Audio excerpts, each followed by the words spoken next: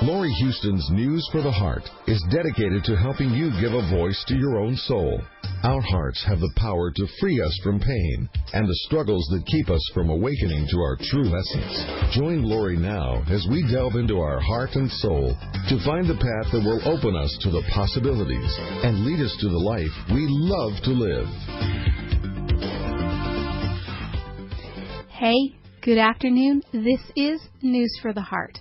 Well, I am kind of excited today because this is kind of a rare thing for me. I obviously do a lot of interviews, but today's a little bit special because I get to interview a 20-year-old who's written a book.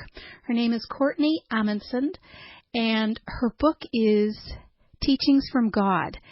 And the reason I'm so excited is because I think we're going to hear a lot more from this girl in the future. And I think, this book, there's 50 chapters. It really, it's 300 and some odd pages. But you really need to take it like a chapter a day or less. It's really one of those books that you just kind of have to let it wash over you instead of trying to use your head to try and figure it out. It's about opening your heart and letting that take you. And, I'm really excited to have you, Courtney. Welcome to the show. Thank you for having me, and I'm so excited to talk with you, and I can feel the energy of the show is so awesome, and listeners, and so I'm excited to be here and to talk about my new book. Yeah. Okay. So tell me about your experiences because, I know that there are, some of the children out there, when they're first born up to a certain point, they can kind of remember past lives. And so, but there aren't many that go through their teen years without kind of shutting themselves off. Mm-hmm. So you did that, and that's kind of amazing. You've kind of been on this journey the whole way. So tell us a little bit about you.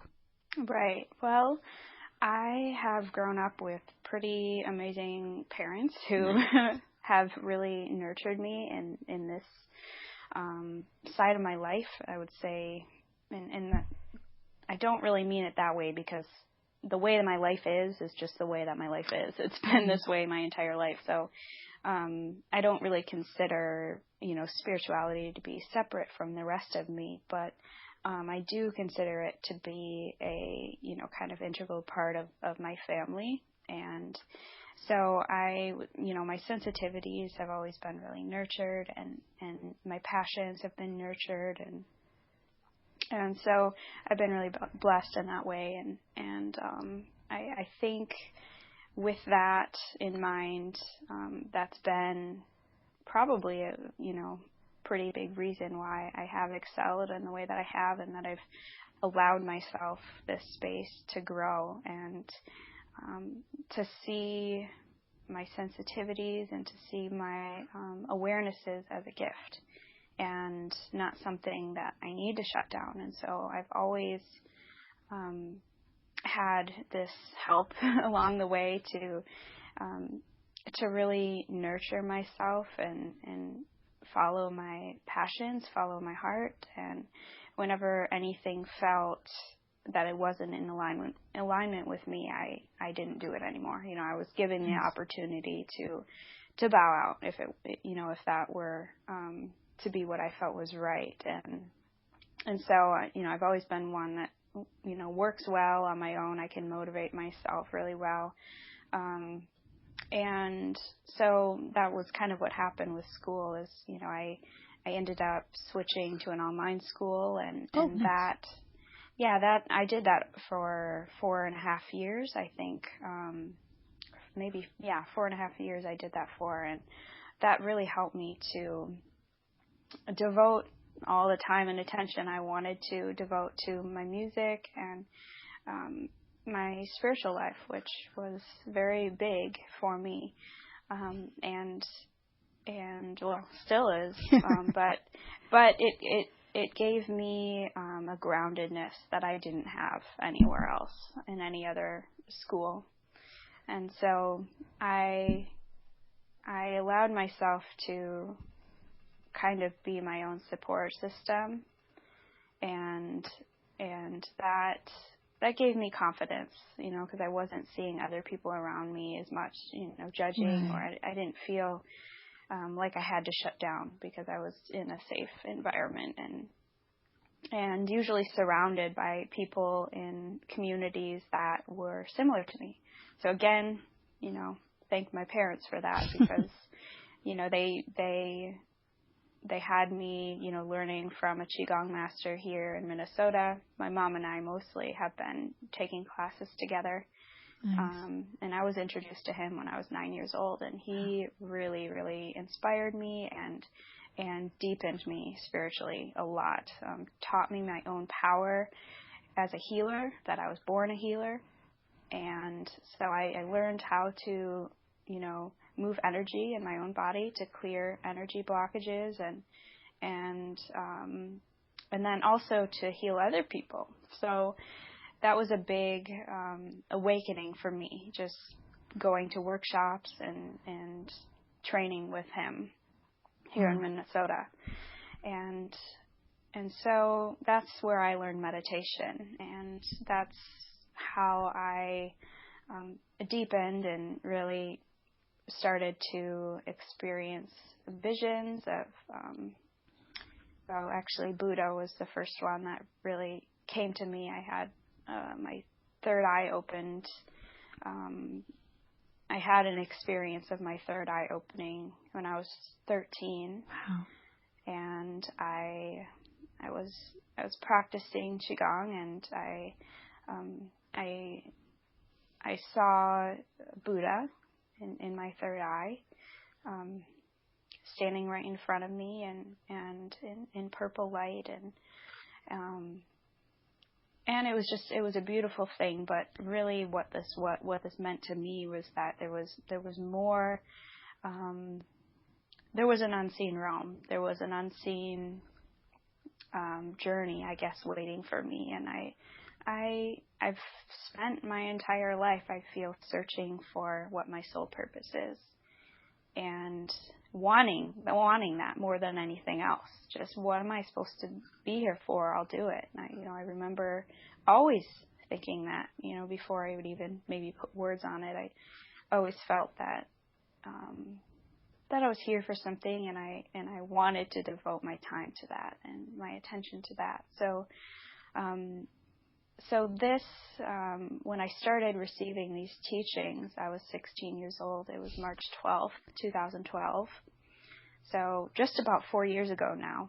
Wow. I'm 20, and I was taking a meditation break as I normally did, on routine. I would take a meditation break during the day, and I was sitting there on the couch, and I popped in a relaxing CD, and I sat there, and my mantra that I learned from this Qigong master when I was 9 years old was, I am in the universe is in my body, the universe and I combine together. And that's what I would say every time I would meditate. I would sit down and say that, and it would connect me right away. And usually I would feel just very peaceful, and I might do a guided meditation, but I didn't very often sit there and just allow whatever to happen. And I remember on that day I did. I completely surrendered to the experience, and I sat there, and I just when I said that mantra, I noticed a release within me, just a complete release, surrender, and as I did that, I felt, it's beyond words. I felt this amazing, golden, angelic presence that entered through the top of my head, and it was like a funnel of light, and when it came down into my head, I felt bliss. I felt complete bliss and unconditional love. and also a gentleness, a very gentle presence. And it was so loving and I didn't really know exactly what was happening, but I could feel by the way that it felt that it was beautiful and that I could trust this. And I just had, mindfulness during this, and I could feel this light moving down into my arms. There was an intelligence to it, and it was flowing into my arms and into my fingertips. And when it hit my fingertips, this light started to burst out my fingertips. I could feel it just shooting out. And I intuitively went to the computer because I knew that there was a message there. It's partly maybe my curiosity of, just wanting to know what would happen, because I was familiar with the teachings of Abraham Hicks, and I grew up with that, and The Secret and the Law of Attraction. I was in conversations with God. All of those things I was introduced to around the age of 9. So I studied those, and I was so amazed. I thought I had like a secret power because it was like something that I could really learn, something that really inspired me and made me come alive. So I thought, okay, secrets of the universe, I want to know more. So all of this yearning, I think, really sparked the communication when it started, because I sat down and I basically said, not out loud, but said in my mind, I surrender, and I just, whatever you want to tell me, I'm just gonna let you tell me. And Spirit started to flow through, and the words came very, very slowly in the beginning, because I was still getting used to it. Sure. But I had my eyes closed, and they started to type, and it was a beautiful presence that I now know is simply the oneness. It's simply source energy that is funneled through me, and they said to me, it was plural, and so I knew that it was some collective. And of course, like everyone else, I questioned, who is this and what is this? And the answer was always, you put the face on God, that it doesn't matter to God what you call this energy. You can put a name on it if you want, but the suggestion was, the broader you get, the more you will experience the fullness of God. And so at first I called this presence Hannah, because that was the name that my mom used to call our guardian angel. My sister and I would visualize this guardian angel every night, wrapping around our house, golden wings wrapping around our house. Beautiful. Safe. And so that's what I called it in the beginning. And as the teachings started to broaden from more of a personal nature to a universal nature, I noticed that the presence started to be called oneness instead of Hannah anymore. And it was more that I had let go. I had let go, and it got deeper. It got,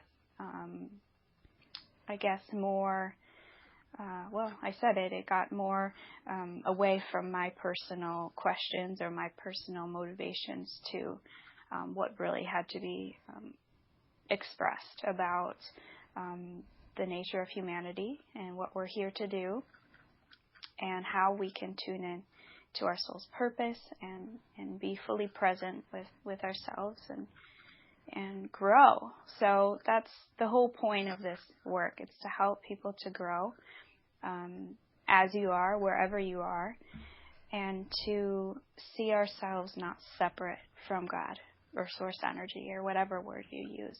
Right. Because we are one of the same. We're part of each other. And when we collaborate, when we agree to work with each other, then we start to realize that we're the guiding force in our life. That it's not something outside of us. We are the ones, and we're loved unconditionally. And it's just amazing. It was amazing for me to experience such a loving presence that knew me so in and out so personally. And I had no idea. I mean, I really didn't. I didn't know. I didn't ever visualize God as something or someone that knew me that well. So that was what was amazing to me. Right. And do you feel that it's really, like, we try to divide things. Now, I have someone who I interview once a month who is like a nuclear physicist. And, for him, he will say that it's all data. And the more we try to label it, the more filters are put on this energy. So you're saying it's oneness. It's probably hard for people to grasp that in a mental capacity. Like, I think, that's the whole thing about your book, right? It's really bringing out that the mind is limited and filters. I mean, we know that we need our brain. We know that it has things that we need, obviously, but we rely on it too much, and we usually allow it to control or try to control and kind of take the driver's seat instead of allowing our heart. Surrendering into the heart sounds easy, or it seems simple, but it's not really all that easy for most of us. I would say all of us. Yeah, it is difficult. And that's why I ended up titling this book Teachings from God, because I didn't want to use a word that would leave a question with a lot of people. Or a limitation. I want it to be as universal as possible. And really, I guess where I struggle with it is that a lot of words already have a lot of labels and definitions to a lot of different people. And so I think more what the book touches on is how to build a relationship with that divine nature. And oneness, to me, the way that I understand it, is simply that source that connects us all, that we're all that creative source. All of us are part of that creative source. Everything. It's not just about humanity. It's everything.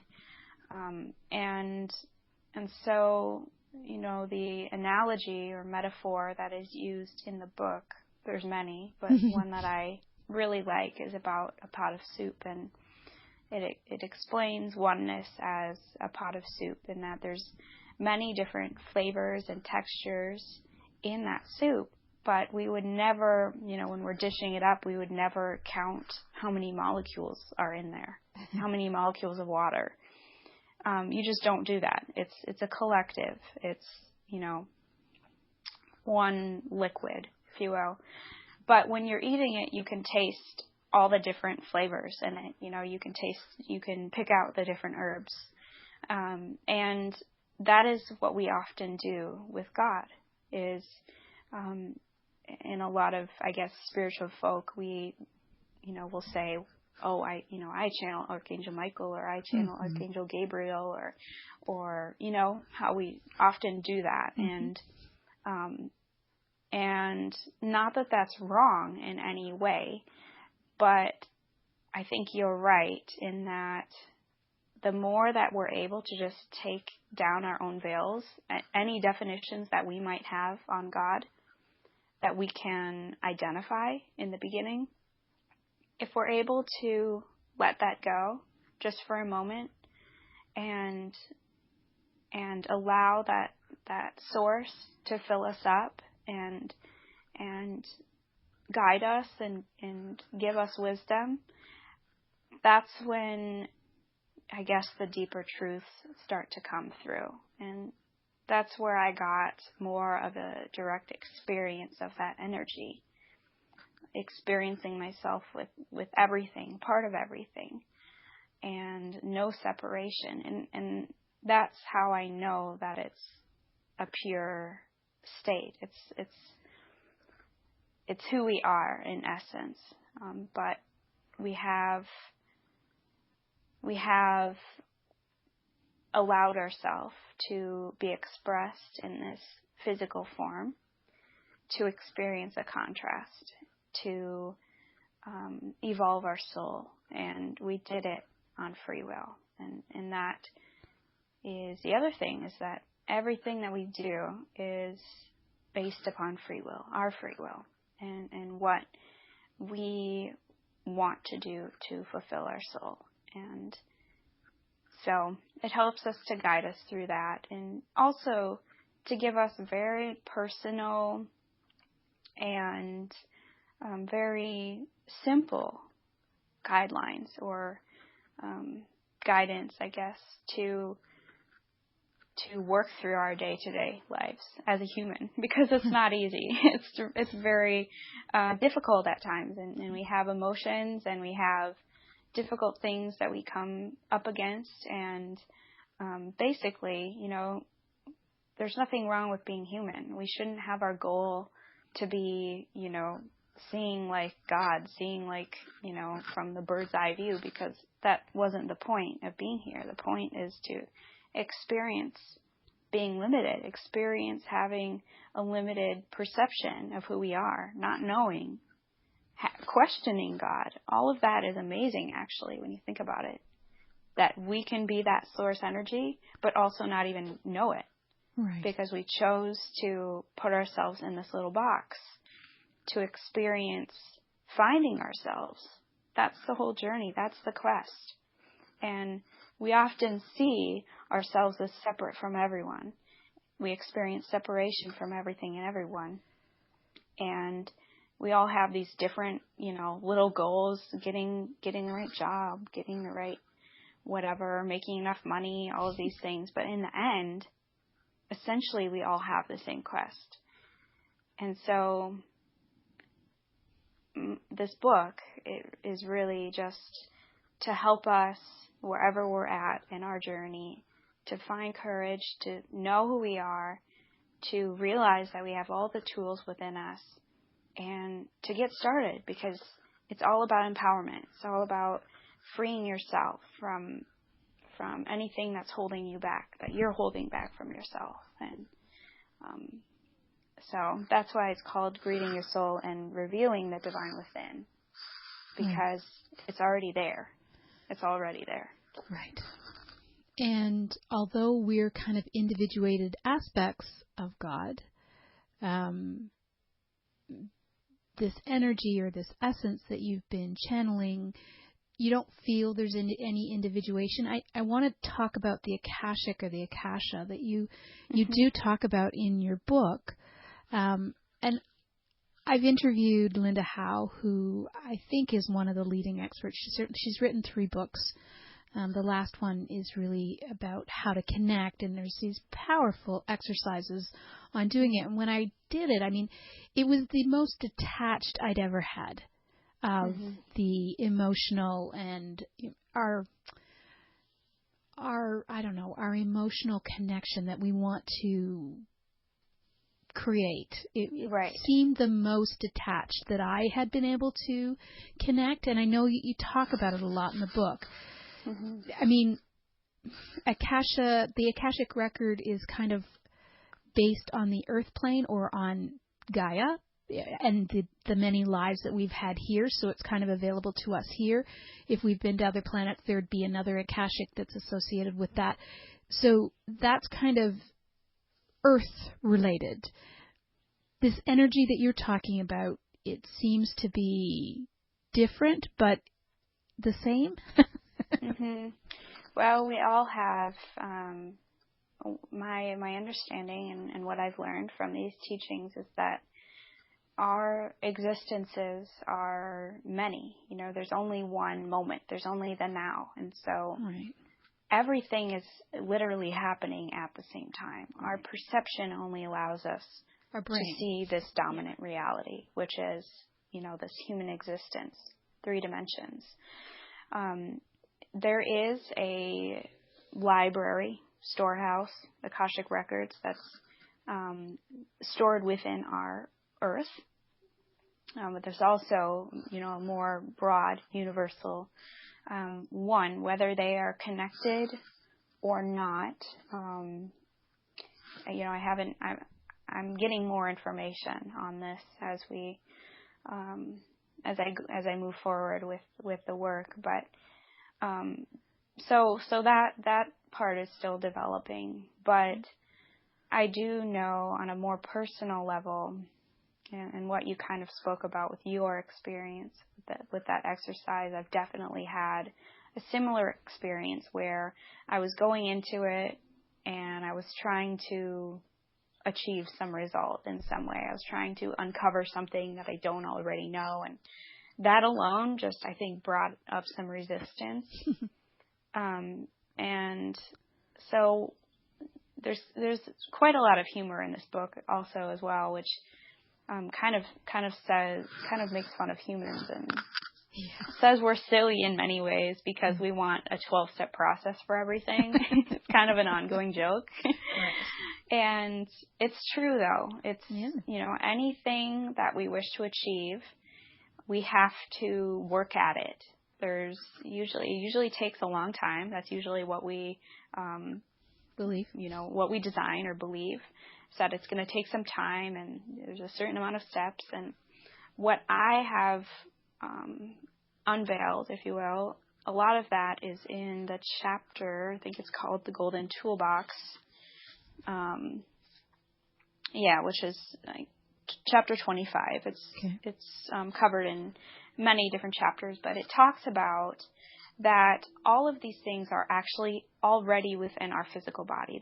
That's part of the Akashic Records. It's all within our reach because all of the information has been storing, forever. We're eternal. It's been storing in there forever, and none of that information gets lost when we incarnate, to our next life or next, whatever it is, next life. Not always human, but right.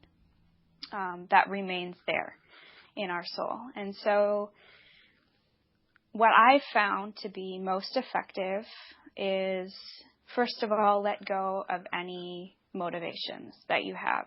Anything that you're trying to achieve, let go of that. The more you can surrender and let the divine guide you, the more you're going to dive deeper into the experience and really see the truth. I had to unveil a lot. I had to, go through many layers of my mind in order to see the more pure experience. Upon many, many subjects that I've asked about. This one being a big one. And I found that when I did that, the information that presented itself to me really surprised me, and I realized that it's not about trying to take something out of your Akash. It's not about trying to look for something.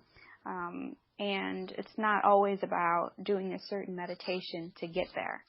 Sometimes it's about having a humble, heartfelt intention and, asking your divine to help to guide you. And as you do that, you surrender yourself. You allow yourself to open up to the possibility that you might not know. You might not have all the information. You might not know what's best for you. And that's difficult. That's very, very difficult to not try to control your experience. What I found is I have gathered or revealed, I guess, maybe a lot of talents that I was not aware of before. Many people would say I didn't have it before, but I know that's not true because it's all stored in my Akash. It's all stored there in my physical body. And all you have to do is ask for those things to be presented to you. And for me, I've never been good at public speaking, or, I was extremely shy as a child, and, I'm sure I had, very severe social anxiety in many ways, and just didn't know it. But I was sensitive, and as I was being put up to this task of writing this book and delivering these teachings to the world, I realized that it was going to be kind of on a large scale, and I wasn't really sure whether I was prepared for that or not. And I just said, I'll do it, but you're going to have to guide me, and please give me the tools I need. Please give me the tools. And that was all it took, and I remained open. And what I saw is that I was given exactly what I needed. And some people could say I never possessed those tools, but there's no other explanation, because all of a sudden, one day I was completely comfortable with it. And I completely trusted in, following the signposts along the way that I was getting from Spirit, and listening and doing those things. And I realized that all of those things were within me the entire time. And there's a lot more that's in there too.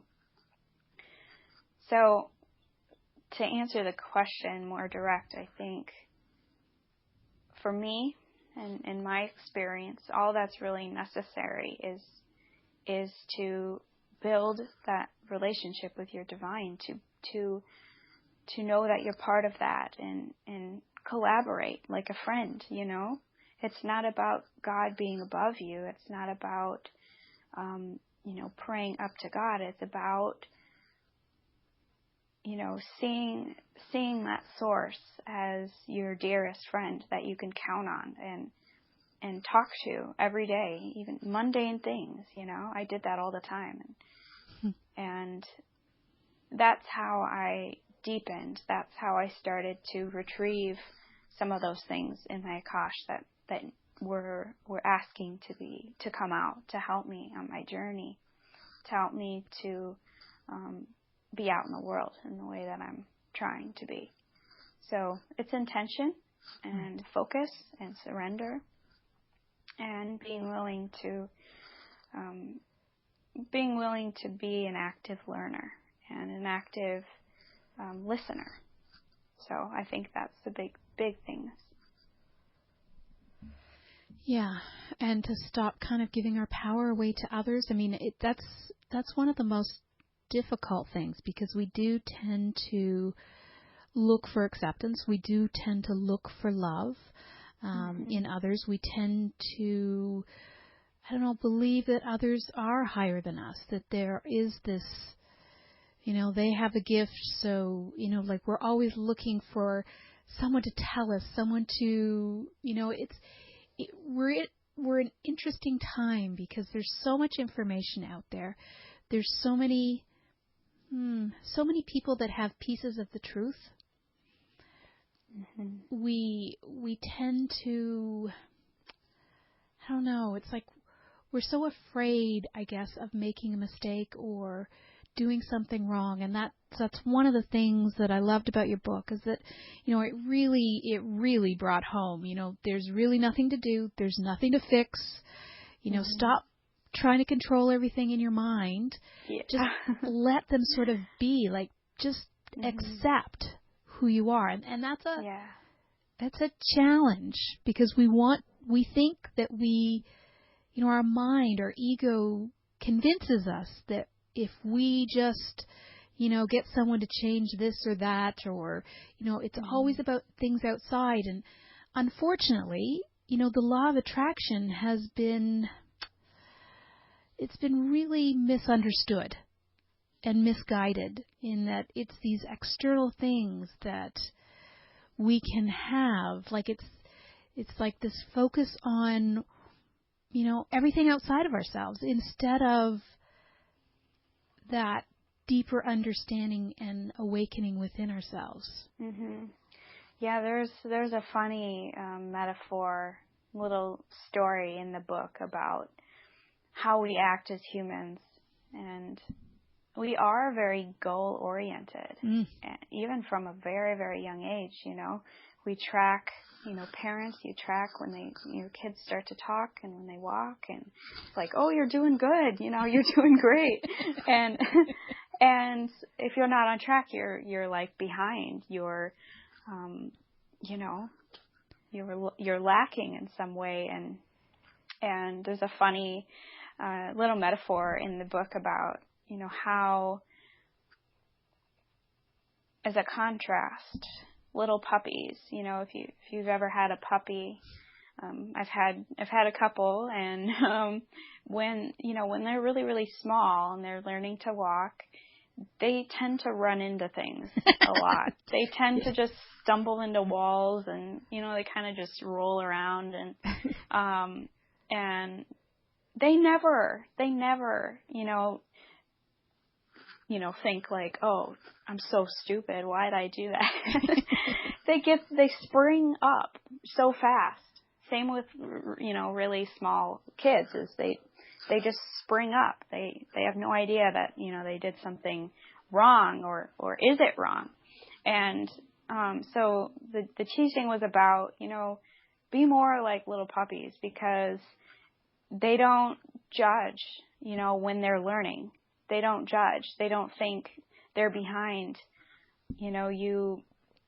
We run into a wall and we think we're done for. We think we're so stupid, and why aren't I smarter? Why didn't I get that right? And that we're never going to get it right. We're always learning. We're always going to be learning, and we have to get comfortable being an active learner and just accept that we're not going to know. We're not going to know a lot of things.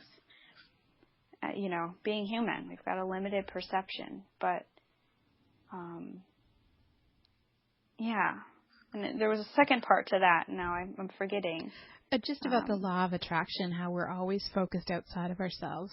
Yeah, that's true. And our ego believes wholeheartedly that we have nothing to learn, right? Yeah. Yeah. There is a weird feeling sometimes, being human, where you think, what am I actually doing? Really, you think about, at least I think about, sometimes when I'm very involved in all these spiritual, teachings and book stuff, and I'm so involved in that work, and then I look outside and I think, and now I have to go eat food, and now I have to go make money, and now I have to, and I'm thinking, that's so physical, and yet we have to do those things in order to survive on this planet. And so in many ways, the conditionings and just the way that we are as physical beings, it requires certain action steps. And so it makes sense in some ways that we do seek a lot of physical things, a lot of external things, but it's part of the separation game, I guess. It can be difficult to see that we're connected to everything, to see a bigger picture when everything about our reality is it's three-dimensional. It's separation, and that drives us to seek more. It drives us to understand ourselves in a deeper way. And without that, there would be no goal. So that's part of it. But my motivations have changed as I've seen, for me, like I'm thinking back to when I was maybe 12, 13, I used to try to manifest weird things. And I was really into that when I first learned about the law of attraction. I thought it was all about, achieving things, like external things. And I didn't really think about it as an internal process as much as it was like, what can you manifest, And so me and my sister, my mom, we would always play weird games like that and manifest weird things. And we'd be driving along and see a line of turtles, and my mom would be like, I manifested that. That's my childhood in essence. And another time it was like donut holes or something, and I got all excited about that. And so anyway, it's just, that was how I focused my energy at that time. I thought that's what I thought it meant. And then I realized, okay, that's all good and well. I know how to do this. It's, thought moves into, thought manifests in physical form. Energy manifests into physical form when we focus on it. And so then I realized that when you take the resistance off of something, when it's something you don't care about, it often shows up a lot easier than something that you have a lot of association with, a lot of labels with. Money is a huge, massive one, because it's so dark. Because we have so much attachment to it that we automatically produce the lack of it. Our dominant vibration collectively is the lack of money. Right. Because we already have an association with it, that's how we achieve our worth, that's how we achieve happiness, health, pretty much everything. And so it's hard to break free of that when we already have labels and associations with it that are so, so strong on a collective consciousness level. So I think in a big way, it's kind of about trying to neutralize everything.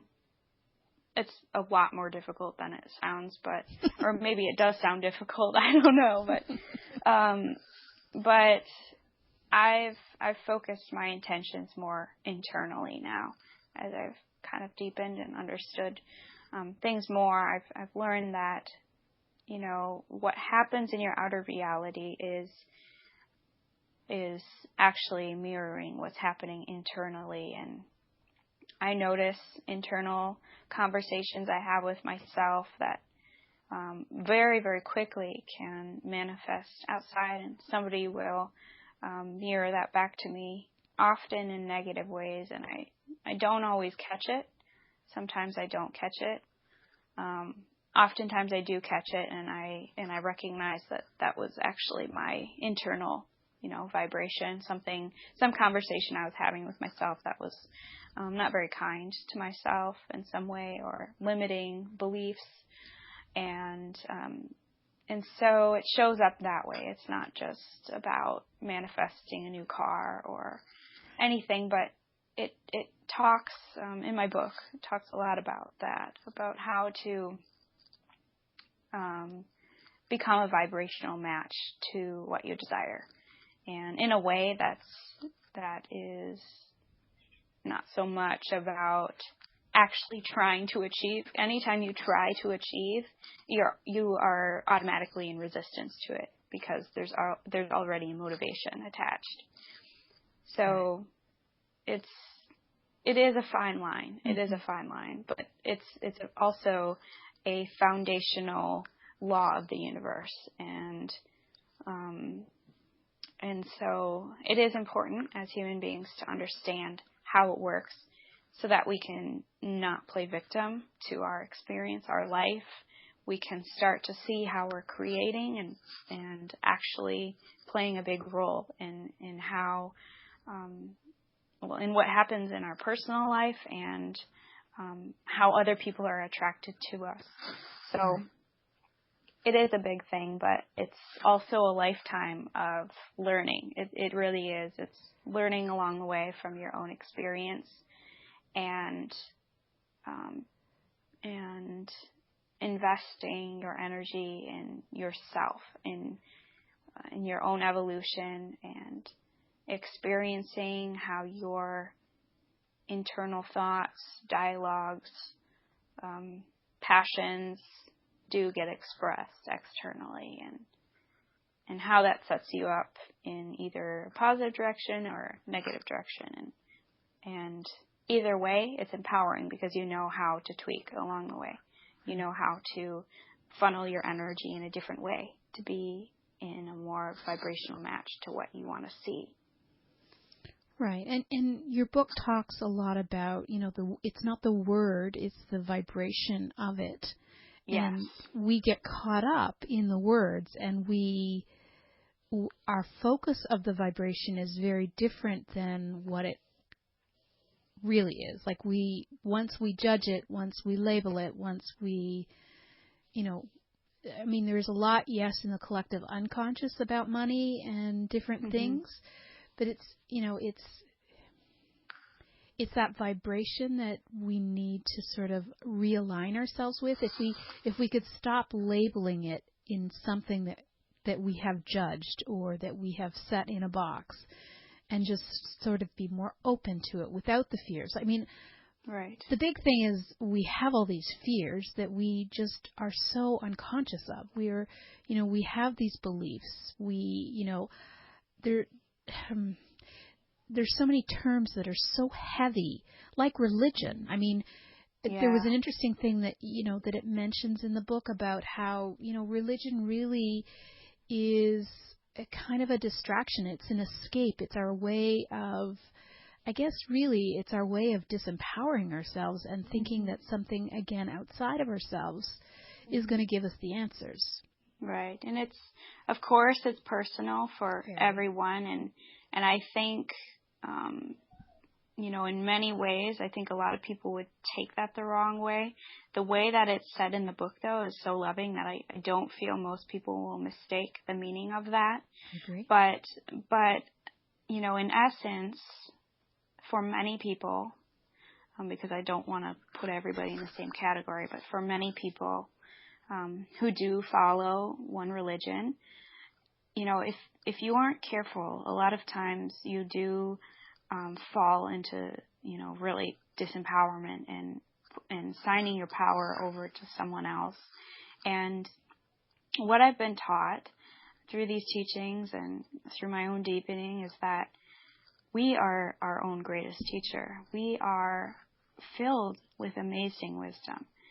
And I sure did not think any of those words could come through me. I watched Conversations with God when I was 9 years old, and I remember that scene when he's laying on the couch in the middle of the night, and he starts to talk with God. And he starts to hear this voice, and he's writing down the pages frantically, and it's hilarious because it's exactly what's happening to me now. But I remember at that age, I paused the movie and I was like, Mom, that is so crazy. Wouldn't it be cool if we could do that? and so I remember thinking, how is it possible that somebody could do that? And so I noticed, though, before I started to really understand what this meant for me, I noticed that a lot of people, they sign their power over to, gurus and religions and it's because we all have answers. We all have questions to life that we want answered, and we have been conditioned in some way to think that other people have the answer, that we don't know enough. And I've found that maybe our mind doesn't know a lot of things, but what's inside our body, what's inside our soul, when we open that up, when we ask for it to be opened up, that's the main point, is that there's incredible wisdom. There is incredible wisdom, and of a universal nature, not just a personal nature, but something much broader, because we all have, we're all from source energy. We've all been birthed from the same source. And when we can open that up, then my experience has been that I have incredible reverence for this, energy, and when I connect in that way, I feel very, I feel like I'm honoring myself too as a human, because I can connect myself with my higher self, and I can realize in a moment where my human self may have kind of taken over and got really worried and bunched up about something small. And then I connect myself with my higher self, and I have a communication and a dialogue, and I feel lighter, I feel inspired, I feel more at peace. And most of all, I feel like everything's okay because I'm constantly guiding myself from the higher perspective. And no matter what it is, it can be something super, super small. And, I'll still have a conversation about it because, my divine is my best friend. And that's the way I think it should be, because that's where you get true guidance. Guidance that is not just from human to human. Because when it's two humans thinking like humans, talking to each other, you're getting human-like ideas coming back at you. And I think we all know very well, I think all across the board, we can agree that God is not a human concept. It really isn't. We can't put our own definitions on God because we don't know from our mind what that energy really is until we let go and experience.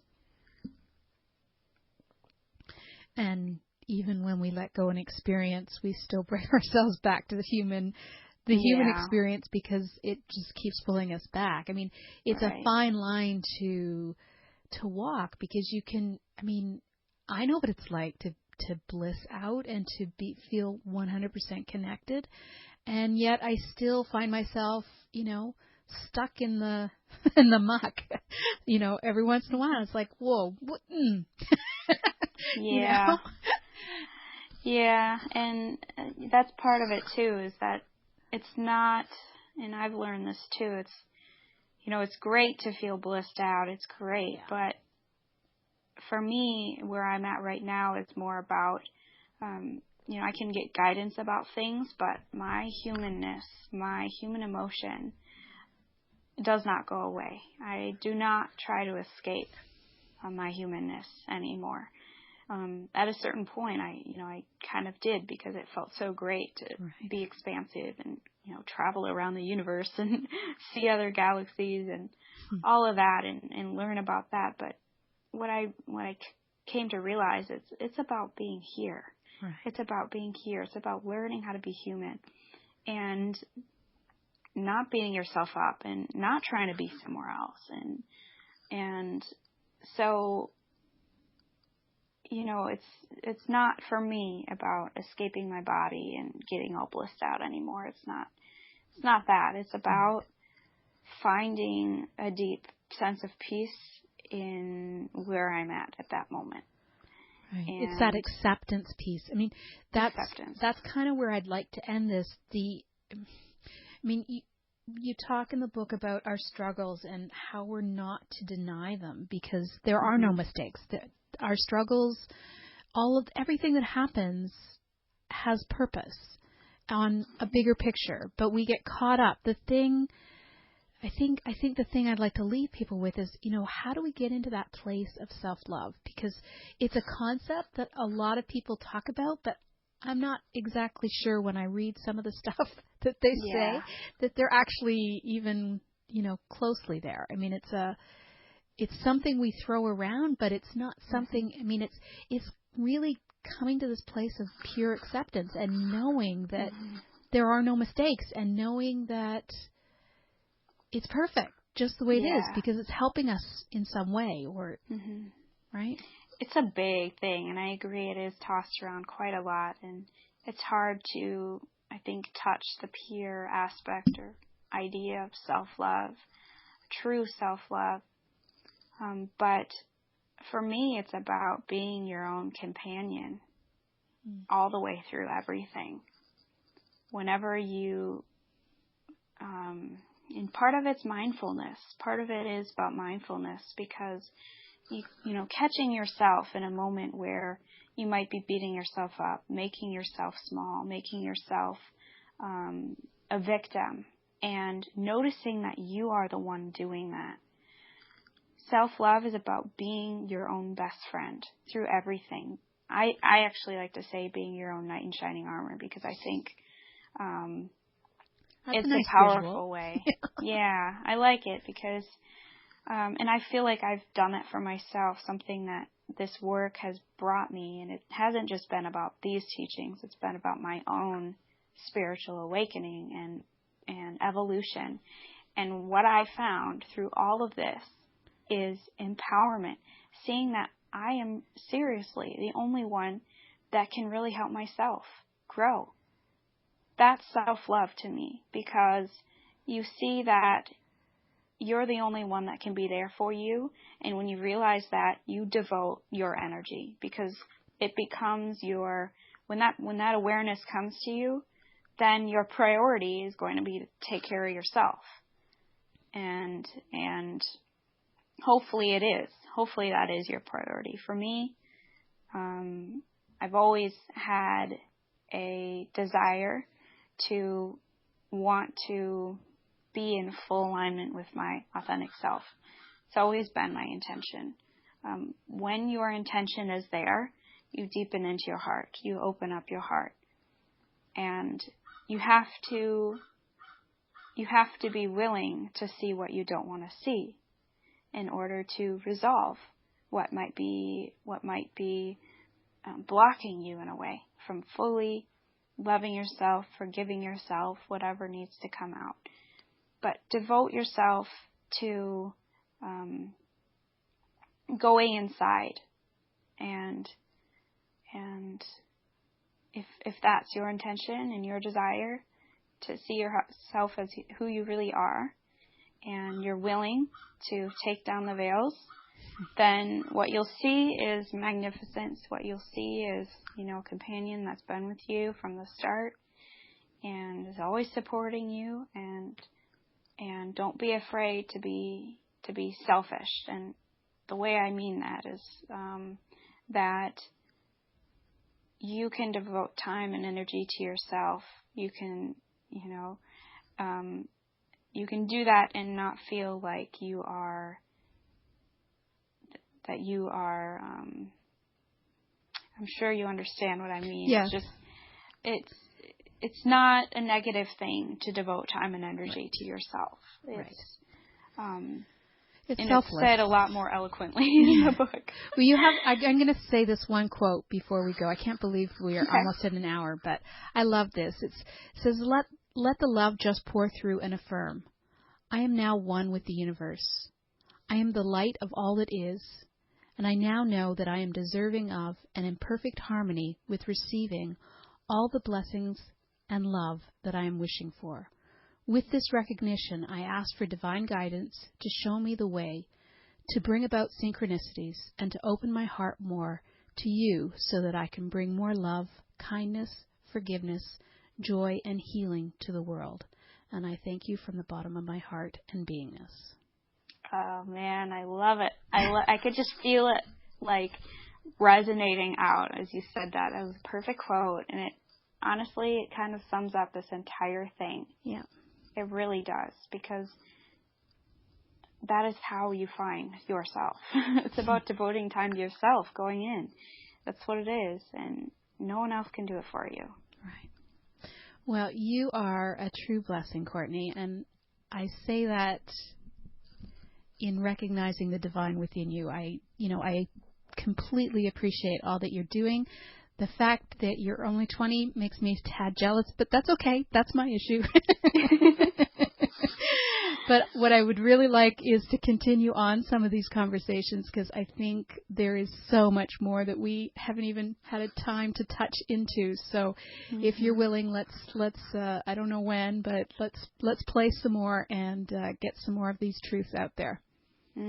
Absolutely. Thanks so much for having me on your show, and thanks to everybody that's listening. I hope you can feel really what I'm trying to help you with and show you your magnificence, and it's all so that we can do this together and be our most free, awesome selves.